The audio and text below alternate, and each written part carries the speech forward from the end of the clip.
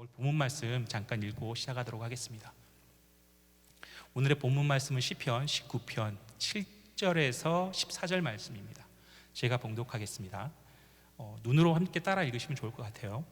여호와의 율법은 완전하여 영혼을 소생시키시며 여호와의 증거는 확실하여 우둔한 자를 지혜롭게 하며 여호와의 교훈은 정직하여 마음을 기쁘게 하고 여호와의 계명은 순결하여 눈을 밝게 하시도다. 여호와를 경외하는 도는 정결하여 영원까지 이르고 여호와의 법도 진실하여 다 의로우니 곧 금 곧 많은 순금보다 더 사모할 것이며 꿀과 송이꿀보다 더 달도다. 또 주의 종이 이것으로 경고를 받아 이것을 지킴으로 상이 크니이다. 자기 허물을 능히 깨달을 자가 누구리요? 나를 숨는 허물에서 벗어나게 하소서. 또 주의 종에게 고의로 죄를 짓지 말게 하사 그 죄가 나를 주장하지 못하게 하소서. 그리하면 내가 정직하여 큰 죄과에서 벗어나겠나이다. 나의 반석이시요 나의 구속자이신 여호와여, 내 입의 말과 마음의 묵상이 주님 앞에 연락되기를 원하나이다. 아멘.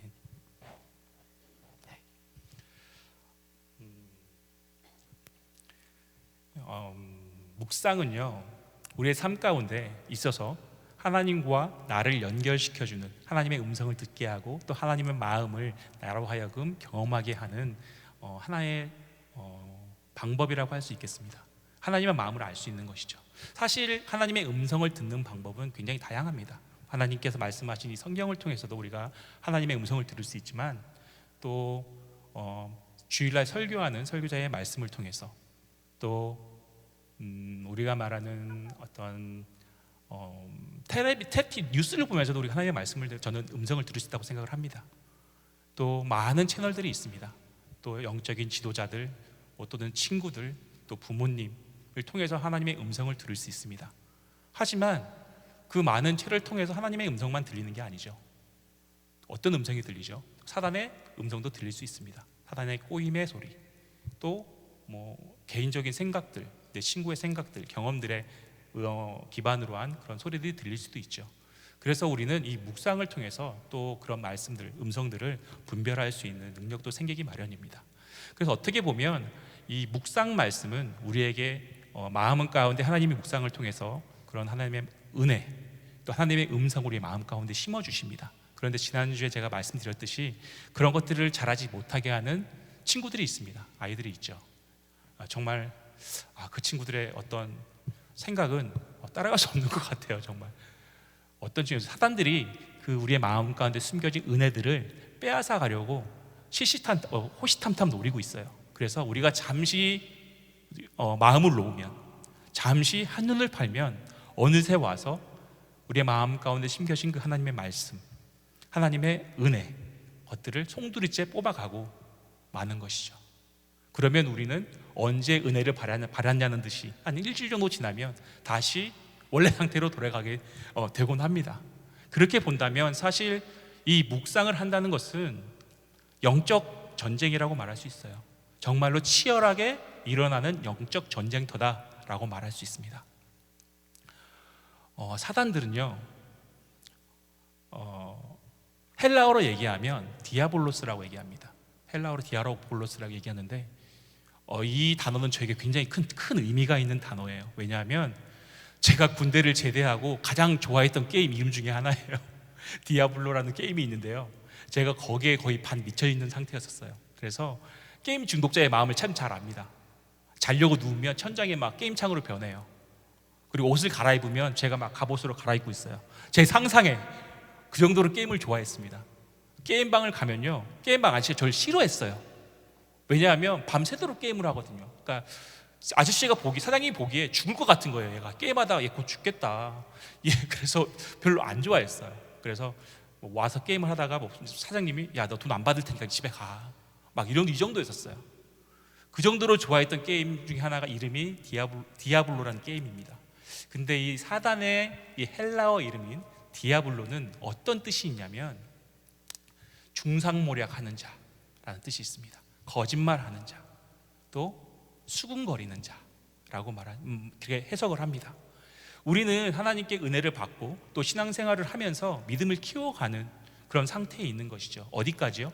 믿음의 장성한 분량까지, 주님이 오시는 그날까지 우리가 자라나가야 되는 것이죠. 그런데 사단들은 그 우리의 믿음이 자라는 그 과정 가운데 있을 때에 계속 뭔가를 심어줍니다. 우리의 마음 가운데 은혜를 뺏어가고요, 그 안에 심어놓는 그 씨앗들이 있어요.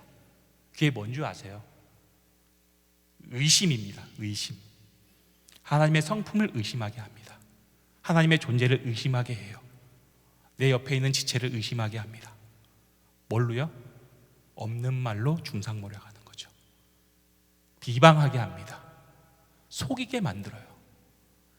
그래서 우리가 어떤 일들을, 우리가 삶 가운데 어떠한 일을 당했을 때 굉장히 하나님을 의심하게 만듭니다. 예를 들어서 제 아는 친한 동생이 있습니다. 제가 예전에 한번 말씀드렸던 것 같은데, 제 친한 친구가, 동생이 하나 있어요. 근데 굉장히 신실한 친구입니다. 목회자는 아니지만 굉장히 신실한 친구예요. 그래서 목사님들 인정하시고요, 제가 봤을 때도 저보다 나은 경우가 되게 많아요. 믿음도 좋고요. 근데 그 친구가 부모님이 이제 장로님, 권사님이세요. 근데 하루도 빠짐없이 새벽 기도를 가세요. 비가 오나 눈이 오나 바람이 부나 항상 나가십니다. 그래서 예배를 드리세요. 정말로 간절하게 기도하시죠. 그리고 갔다 오시면 우리 어머님들 잘하시는 거 있죠. 자녀들 방에 들어가서 차가운 손으로 기도해 주시는 거 항상 빼놓지 않고 하시고, 항상 말씀을 너무너무 사랑하셨어요. 그런데 그 권사님이 새벽 기도를 갔다 오시다 교통사고를 당하셨어요. 그러니까 뼈가 부러졌어요. 그래서 그 친구가 와서 이런 얘기를 합니다. 형, 하나님은 선하시다고 하는데 과연 선하시다는 말이 내가 이해하는 선하시다는 말과 좀 다른 것 같아. 그래서 왜 그런 말을 해? 그래서 그런 얘기를 쭉 하더라고요. 그러면서 우리 엄마가 다른 거를 하다가 온 것도 아니고, 뭐 돈을 벌다 온 것도 아니고, 뭐 어디 여행을 갔다 온 것도 아니고, 새벽 기도를 갔다 오다가 교통사고를 당해서 뼈가 부러졌어. 그런데 연세가 많으셔서 뼈가 안 붙는데요. 그래서 절고 다니셔야 된대요. 그러면서 저한테 이런 말을 합니다. 과연 하나님이 정말 선하실까? 그 고민에 빠지는 거죠. 우리가 하나님의 은혜를 받고 하나님의 음성을 듣고 그 믿음의 장성한 분량까지 자라갈 때에 사단들은 우리에게 그런 상황들을 왜곡시킵니다. 정말로 너에게 하나님이 선하셔? 근데 너한테 왜 이런 일이 일어나? 라고 말하는 것이죠. 뼈가 부러지니까 그냥 그렇게 넘어가는 것이죠. 만약에 내가 정말 신앙생활도 잘하고 헌금도 잘하고 정말로 기도도 열심히 하고 묵상도 열심히 해요. 말씀도 많이 읽어요. 그런데 자녀가 죽었다고 생각해 보세요. 그런 생각 안 드실 것 같아요? 저도 그렇게 생각 들 것 같아요. 그런 상황에 있을 때 사단들은 그 찬스를 절대 놓치지 않습니다. 하나님 정말 너한테 선하시니? 하나님이 너에게 정말로 좋은 것만 주시는 분 같아? 하나님이 너에게 정말로 필요를 채우시는 분 같아? 내가 봤을 때는 살짝 이용하시는 것 같은데. 이런 의심을 우리의 마음 가운데 심어 놓습니다.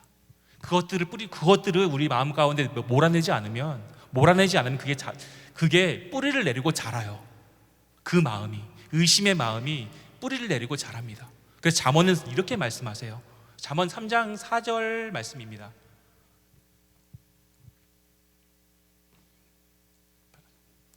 잠언 말씀에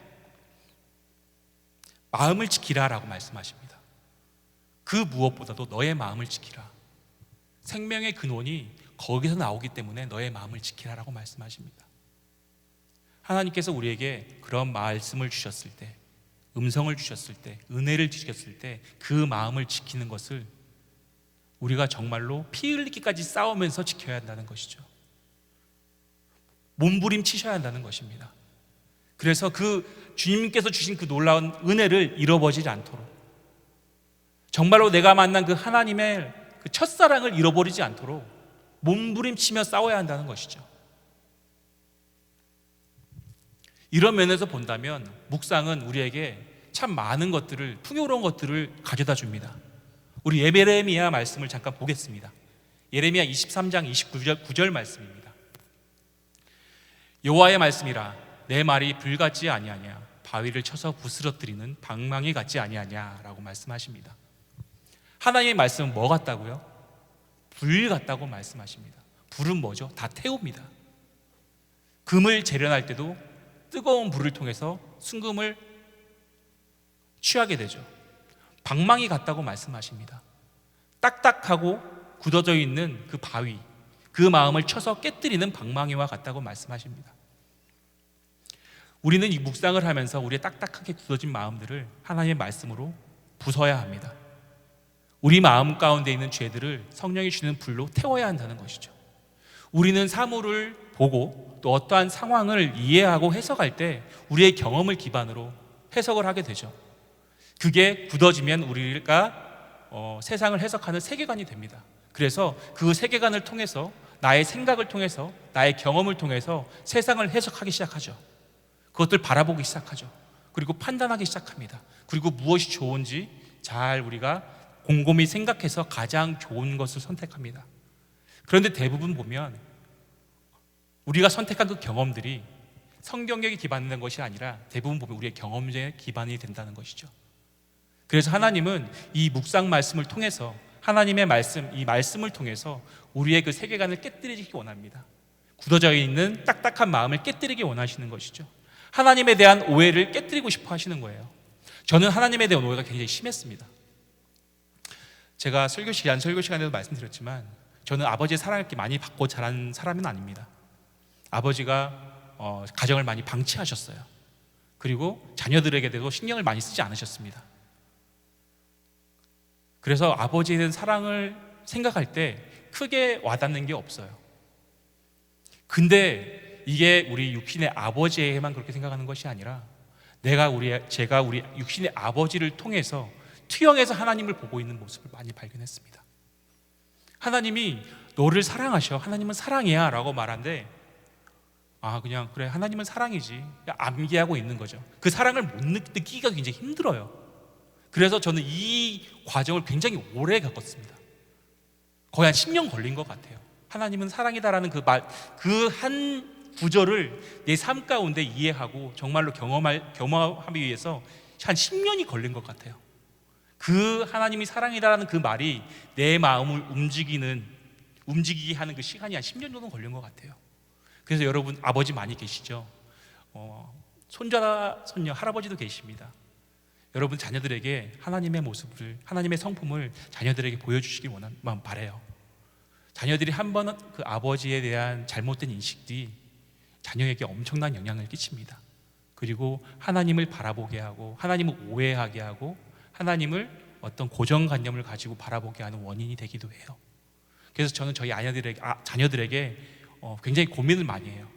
어떻게 하면 내가 하나님의 성품을 자녀들에게 보여줄 수 있을까? 흘려줄 수 있을까? 근데 사실 잘 안 돼요. 좀 화나면 승질도 막 내고요. 가끔가다 좀 매도 들기도 하고요. 또 제가 화나면 제 감정에 주체하지 못해서 아이들에게 또 화풀이도 하게 돼요. 하지만 제가 할 수 있는 건 뭐냐면 최선을 다하는 것이죠. 내가 경험하는 그 하나님의 성품을 아이들에게 보여주기로 최선을 다하는 것이고, 그 이외에 잘 안 되는 것들은 기도해야죠. 뭐 어떡해요. 우리 아이들이 정말로 하나님과 인격적인 만남을 통해서 주님, 하나님의 진정한 그 사랑을 느낄 수 있도록 기도하는 것이죠. 그래서 하나님의 말씀은 우리의 딱딱한 마음을 깨뜨리는 놀라운 능력이 있습니다. 우리의 고정관념을 깨뜨리는 거죠. 그래서 제가 이거 하나 준비한 게 있는데요. 써야 되나요? 제가 사실 이 안경을 준비했습니다. 선글라스거든요. 제가 얼마 전에 노안이라는 걸 알았어요. 제가 이제 40 중반이 되었습니다. 아직 젊죠. 그래서 저는 상상도 못했습니다. 사실 젊은 나이에 제가 눈이 굉장히 좋았어요. 제가 항상 학교에서 이 검안을 하면 2.0, 2.0이 나왔습니다. 30대에도 2.0, 2.0이 나왔어요. 눈이 굉장히 좋았어요. 그래서 학교 다닐 때 이제 버스를 기다리잖아요. 그러면 저 멀리서 오는 버스 번호가 보여요. 그럼 저 혼자 준비하는 거죠. 이제 버스를 타려고. 다른 사람들은 다 앉아 있는데 그 정도 눈이 되게 좋았습니다. 그런데 얼마 전에 노안이라는 걸 알았어요. 그래서 친절하게도 우리 교집사님이 잘 알려주셨어요. 노안이십니다. 그래서 안경점에 잠깐 갔다 왔습니다. 안경점에. 갔는데 여러분도 아시다시피 보시다시피 제가 얼굴이 좀 크지 않습니까? 안경이 맞는 게 없는 거예요. 가장 큰 걸로 주십시오 그랬는데 이거는 맞고 100% 맞습니다. 이건 남을 겁니다 했는데 작아. 너무 좀 마음에. 그런데 얼굴 큰 게 또 나쁜 것만 아니에요. 어르신들 되게 좋아하시더라고요. 얼굴 큰 거. 남자답게 생겼다고. 거기에 위안을 삼고 있습니다. 아무튼 안경을 제가 좀 준비했습니다. 선글라스. 이 선글라스를 끼면 잘 어울리나요? 감사합니다. 자주 쓰겠습니다. 선글라스를 끼면 지금 여러분들이 다 새까맣게 보여요. 까맣게 보여요. 그죠? 왜 까맣게 보이죠? 선글라스를 꼈으니까 까맣게 보이겠죠. 까맣게 안 보이면 안 되는 거예요. 당연한 거죠. 그러면 제가 이걸 벗고 빨간 안경을 썼습니다. 그럼 빨간 안경을 쓰면 여러분이 어떻게 보일까요? 빨갛게 보입니다. 우리 모두는 그런 안경을 쓰고 살아요. 우리 삶에 있어서 경험되어진 것들을 기반으로, 또 내가 가지고 있는 지식으로, 내가 가지고 있는 어떤 능력으로, 또 권력으로 이런 안경들을 끼고 살아요. 그리고 세상을 바라보고 살죠. 그리고 또 세상들을 해석하고 살아갑니다. 그런데 하나님의 말씀은 우리가 쓰고 있는 벗기 어려운 이 세상을 바라보는 안경을 깨뜨리는 거예요. 깨뜨리는 거예요. 그리고 뭘 씌워주시냐면 새로운 안경을 주시는 거예요. 우리 로마서 12장을 잠깐 볼까요? 12장 1절. 그러므로 형제들아, 2절로 넘겨주세요. 너희는 이 세대를 본받지 말고 오직 마음을 새롭게 함으로 변화를 받아 하나님의 선하시고 기뻐하시고 온전하신 뜻이 무엇인지 분별하도록 하라 라고 말합니다. 이 묵상은 우리로 하여금 새로운 안경을 쓰게 해줍니다. 세상을 바라보는 관점, 세상을 해석하는 이 세계관을 새로운 세계관을 우리에게 만들어주는 것이죠. 무엇을 기반으로요? 하나님의 말씀으로. 하나님의 말씀으로, 하나님의 말씀의 렌즈로 이 세상을 바라보게 하는 그 안경을 씌워주시는 거예요. 그래서 하나님의 마음으로 세상을 바라보고요, 예수 그리스도의 성품으로 내 이웃을 대하고요, 하나님의 그 마음으로, 하나님의 그 사랑으로 내 자녀를 보듬고요, 그렇게 하는 것이죠. 매번 예배마다 저의 얘기를 해서 참 죄송합니다. 그런데 제가 사실 이 말씀을 묵상하면서 떠오른 게 한 가지 있었어요. 저희 아내와의 관계 안에서 떠오르는 게 있었는데 뭐냐면 다들 아실 거예요. 연애할 때는 얼마나 행복합니까? 그죠? 바라만 봐도 행복하고, 그렇죠? 저희 아내랑 저랑 연애할 때 제가 저의 아내를 만나면서 연약한 부분이 보여요. 사실 또 이거는 좀 단점 같은데 라는 부분이 보여요. 근데 연애할 때 그게 잘 안 보여요. 단점으로 보이지 않아요. 뭘로 보이냐면요, 저거는 내가 감당해야 할 부분이야. 내가 끌어안으면 돼. 내가 좀 더 잘하면 되지. 요리를 못해? 난 요리 잘해. 내가 해서 좀 해주면 되지 라고 생각을 하게 돼요. 같이 차를 타고 가다가 방구 트셨나요 혹시 다들? 방구 트셨죠? 아직 안 트신 분들 계시더라고요. 저희는 텄습니다. 차에서 방구를 껴요. 굉장히 수치스럽죠. 자매가 방구를 낀다는 것 자체 수치스럽죠. 근데 그 방구 냄새까지도 구수하게 느껴지는 놀라운 역사가 일어나죠. 왜요? 사랑하니까. 나의 여자친구의 겹쳐진 뱃살이 왜 이렇게 아름다워 보이는 거예요? 정말로 정말 아름다워 보이죠. 모든 게 다 아름다워 보여요. 왜 그럴까요? 눈에 콩깍지가 껴서 그런 거예요. 저희 어머니는 그렇게 이해하시더라고요. 명태 껍질이 씌웠다? 이렇게 표현을 하시더라고요. 왜 그렇게 말씀하세요? 그랬더니 명태 껍질을 눈에 붙이면 다 뿌옇게 보인대요. 아무것도 안 보인대요. 다 뿌옇게 보여서 그놈이 그놈 같고 그러니까 다 같다고 그렇게 얘기하시더라고요. 맞는 말인 것 같아요. 진짜 사랑을 하면 뭐가 씌이는 것 같아요. 너무 예뻐요. 하는 짓이 다 귀여워요. 하는 게 너무너무 사랑스러워요. 그래서 이 여자가 아니면 안 될 것 같아 라고 생각이, 그래서 결혼을 하죠. 지금도 그래요. 좀 이렇게 사랑스러워 보입니다. 그런데 그런 것과 같은 거예요. 우리 안에 바로 하나님과의 사랑이 빠지면 그런 콩깍지가 씌이게 되는 거예요. 세상을 바라볼 때에, 또 내 이웃을 대할 때에, 내 남편을 대할 때에, 내 자녀들을 대할 때에 예수 그리스도의 사랑이라는 그 안경으로 우리가 대하게 된다는 것이죠. 어, 사실 저는 신앙생활을 하면서 이제 그때는 평신도 사역자였습니다. 목사 안수를 받기 전이었는데 제가 굉장히 고민을 하는 게 하나 있었어요. 그게 뭐였냐면 제가 이제 평신도 사역자고 또 선교단체에서 사역을 했기 때문에 많은 선교사님들이 왔다 갔다 하십니다. 그리고 목사님도 왔다 갔다 하세요. 내노라 하시는 분들이 그럼 정말 저와 옆에서 같이 밥을 먹는 그런 선교단체 안에서 뭐 이름만 대면 아시는 분들, 뭐 국제적인 분들, 뭐 미국 분, 뭐 한국 분, 뭐 일본 분, 뭐 캐나다 분, 뭐 유럽 사람들 다 모입니다. YM이라는 단체예요. 거기서 이제 국제적인 단체이기 때문에 많은 사람들이 왔다 갔다 하고 유명한 강사님들이 많이 왔다 갔다 하세요. 그분들을 봅니다. 강의를 듣고 설교를 들어요. 너무 은혜스러워요. 너무 은혜스러워요. 은사 있는 분들이 많습니다. 뭐 예언의 은사가 있는 분도 계시고요. 뭐 방언을 통변하는 분도 계시고, 뭐 병 고치는 은사가 있는 분도 계시고 많이 있습니다. 그런데 그분들이랑 가까이 지내면 지낼수록 저는 기대를 하는 거죠. 아, 영적인 은사가 이렇게 뛰어나신 분인데 얼마나 저분들은 성숙할까. 내가 좀 옆에 가까이 있으면서 배워야지 라는 마음으로 가까이 지내요. 근데 가까이 지내면 지낼수록 저의 안에 의문점이 자꾸 생기는 거죠. 의문점이 생깁니다. 왜냐하면 제가 생각했던 그 모습, 와 정말로 병을 고치시고 뭐 예언을 하시고 나 뭐 뒷조사를 하셨나? 어떻게 그렇게 잘 맞추십니까? 너무 정확해요. 막 소름이 돋을 정도예요. 그런 분들의 삶을 이제 가까이 좀 지내며 같이 식사하며 같이 뭐 놀러도 가면서 그분들의 삶을 보면 제가 기대했던 삶이 아니에요. 이게 맞나? 굉장히 영적으로 어린아이 같은 모습들 보일 때도 굉장히 많고요. 물론 저도 성숙하지는 않습니다. 어쩌면 저의 기대가 더 높을 수도 있겠죠. 그러면서 제가 고민에 빠지기 시작했어요. 그분의 사역과 삶이 매칭이 잘 안 되는 거예요. 그러면서 제 고민에 빠지면서 답을 찾은 게 있었는데 그게 뭐였냐면 고린도전서입니다. 고린도전서를 묵상하면서 그것을 찾았어요. 고린도전서를 잠깐 볼까요? 고린도전서는 저자가 바울입니다. 바울이 이 고린도전서를 시작하면서 어떻게 시작하냐면 아, 내가 너희들에게 참 감사하다. 와, 너희들 정말 대단하다. 어쩜 그렇게 너희들은 말을 잘하냐? 어쩌면 너희들은 그렇게 언변이 뛰어나냐? 라고 말해요. 우리 잠깐 볼까요? 고린도전서 1장 말고 3절 좀 보세요. 1절인 것 같습니다. 죄송합니다.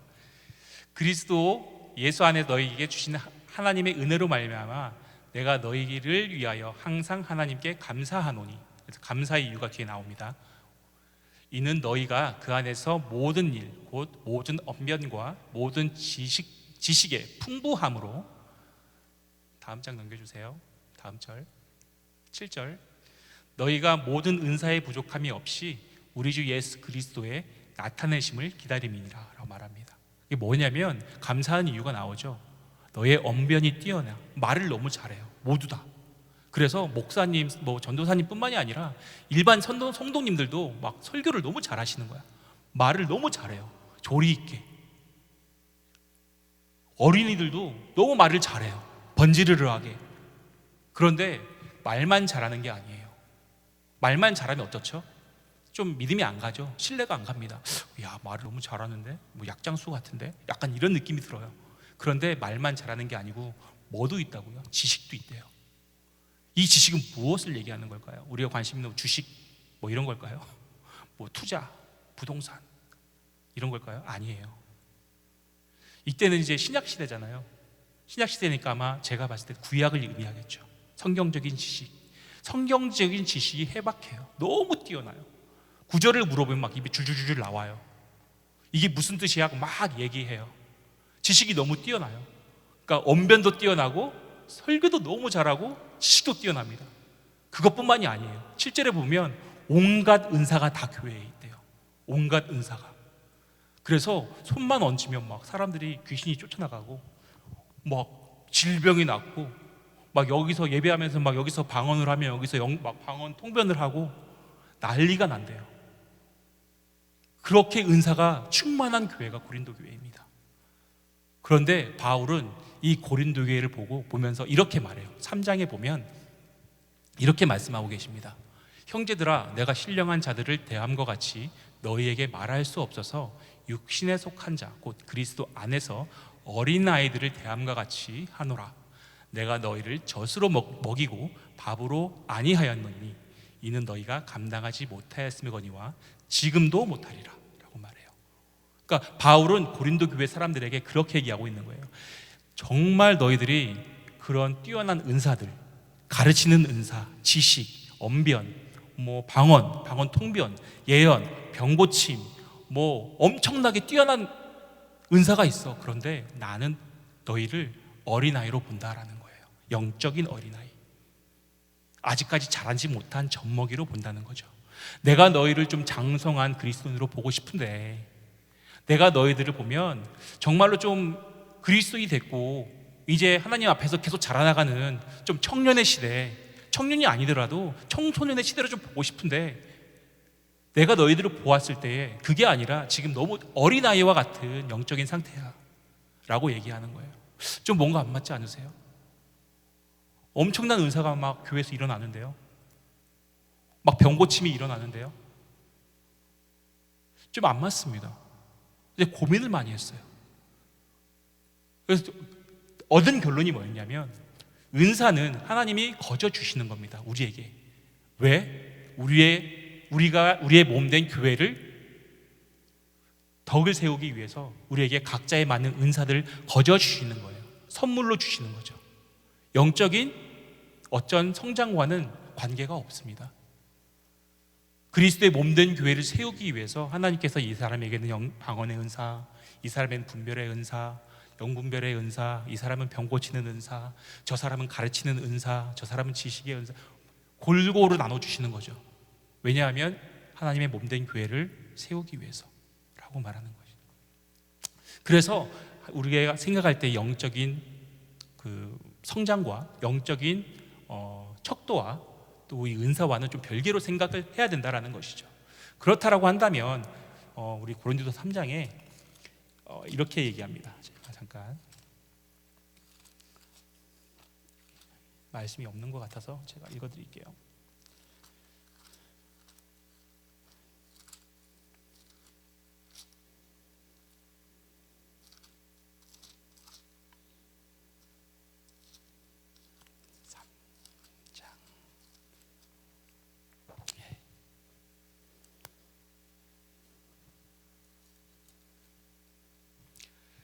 고린도 교회에는 이런 은사가 충만하게 있음에도 불구하고 그 안에 있었던 일들이 있었습니다. 그게 뭐였냐면 분열이 있었어요.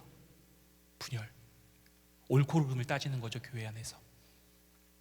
그리고 성적인 타락이 있었습니다.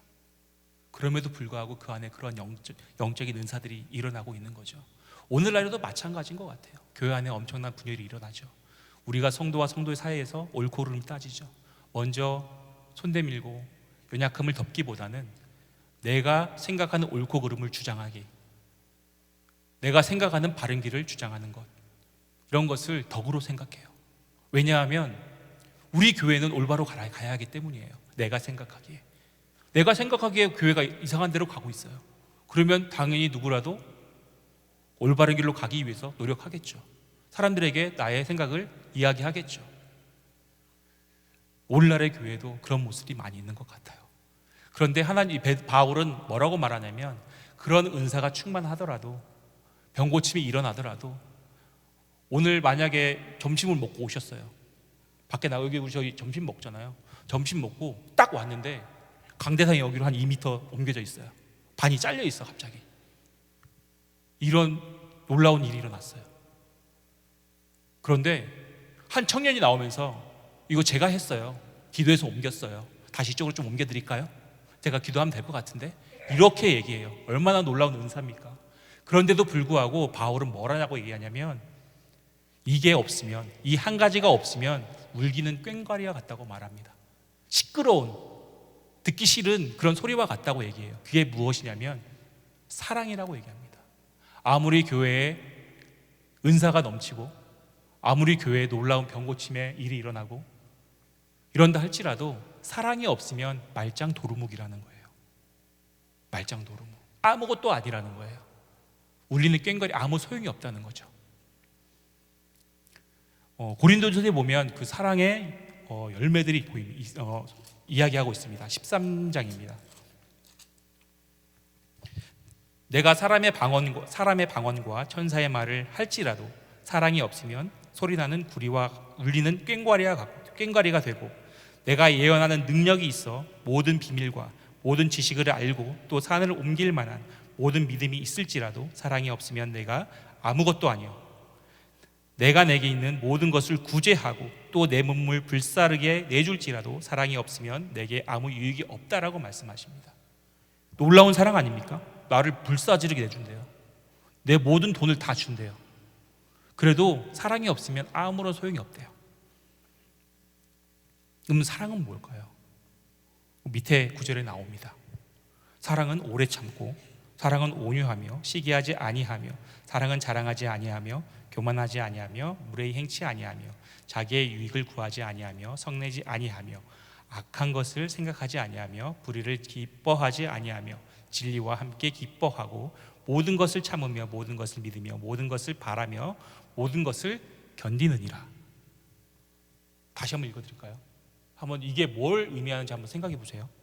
사랑은 오래 참고, 사랑은 온유하며 시기하지 아니하며, 사랑은 자랑하지 아니하며 교만하지 아니하며 무례히 행치 아니하며 자기의 유익을 구하지 아니하며 성내지 아니하며 악한 것을 생각하지 아니하며 불의를 기뻐하지 아니하며 진리와 함께 기뻐하고 모든 것을 참으며 모든 것을 믿으며 모든 것을 바라며 모든 것을 견디느니라. 이게 뭐를 의미하는 걸까요? 좀 뭐가 느낌이 오지 않으세요? 전 이 구절을 읽으면서 하나님의 성품을 느꼈어요.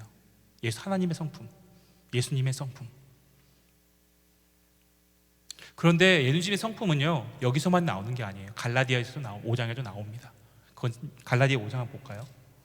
갈라디아 5장은 준비가 됐나요? 여기도 성령의 열매라고 표현을 합니다. 자, 사랑과 희락과 화평과 오래 참음과 자비와 양성과 충성과 온유와 절제니 이 같은 것을 금지할 법이 없느니라. 여기선 성령의 열매라고 이야기합니다. 그런데 보면 내용이 비슷해요. 그렇죠? 비슷해요. 다시 말하면 예수 그리스도의 성품은 성령의 열매라는 것이죠. 그렇다라고 한다면 성령의 열매는 언제 맺히죠? 성령이 우리 삶 가운데 오실 때 맺히는 거예요. 그러면 다시 말하면, 정리해서 얘기하면, 성령이 우리의 삶 가운데 오실 때에 예수 그리스도 성품이 우리의 삶 가운데 드러난다는 것이죠. 묵상은 그런 겁니다. 말씀을 묵상하면서 우리가 우리의 지혜로 이것들을 이해할 수 없어요. 성령의 도우심이 있어야 하고요, 성령의 임재하심이 있어야 합니다. 그래야 이 말씀이 깨달아지고요, 이 말씀이 나의 딱딱한 마음을 깨뜨리는 것이죠. 그럴 때 우리의 마음 가운데 하나님의 성품, 예수 그리스도 성품이 우리의 삶 가운데 자라나게 되는 것입니다. 왜 묵상을 해도, 왜 아무리 예배를 드려도, 말씀을 들어도 우리의 삶에 변함이 없는 줄 아세요? 왜 이런 성품, 하나님의 성품이 보이지 않는 줄 아세요? 왜 성령의 열매가 보이지 않는지 아세요? 다 있으신가요? 있으신가 보다. 사실 굉장히 어려운 부분이에요. 우리가 이론적으로 설교론 들어서 알고 있지만 내 삶 가운데 예수 그리스도의 성품이 드러나는 것, 내 원수를 사랑하는 것. 내 원수를 사랑할 수 있으세요?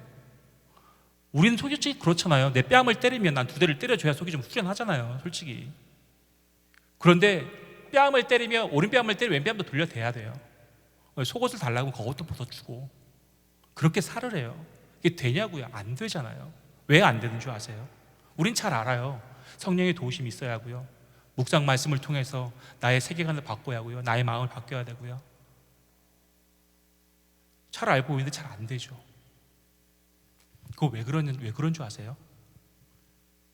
예수님이 우리의 삶 가운데 손님으로 계시기 때문이에요. 손님, 주인이 아니에요. 우리가 주일날 그렇게 오늘도 예배 드릴 때 그랬죠. 하나님, 주님 당신께서 내 삶에 오셔서 나의 주인이 되어 주십시오라고 기도했습니다. 분명히 찬양할 때도 했어요. 그런데 예수님이 주인으로 우리 삶 가운데 찾아오세요. 그런데 깜짝 놀랍니다. 주님 왜 그러세요? 부담스럽게. 내 삶 속에서 좀, 삶에서 좀 요 정도까지만 와주세요. 이 안쪽으로 들어오면 좀 곤란합니다. 여기까지만 와주세요 라고 손님으로 우리가 대하는 거예요. 저는요 청년 때 친구네 집에 사는 거 되게 좋아했어요. 왜냐면 집에 정부 칠 곳이 없어서 친구네 집에 가서 자고 친구와 밥 먹고 친구와 놀고 그랬습니다. 그러니까 친한 친구가 몇 명 있었어요. 고등학교 때 저희 친구 9명이 있었습니다. 그래서 항상 그네 집에 돌아가면서 자고 밥도 먹고 뭐 놀러도 다니고, 부모님들이 너무 잘 아시죠. 너무 이뻐해 주셨어요. 그래서 갈 때마다 부모님들이 이렇게 얘기하세요. 지건아, 그래도 그래, 저희 집 사정을 다 알고 계셨거든요. 그래, 여기가 너희 집이라고 생각해. 내가 너의 아빠라고 생각해. 힘든 거 있으면 나한테 얘기해. 걔네 어머니도 그렇게 하세요. 배고프면 언제든지 집에 와서 먹어. 밥 먹어.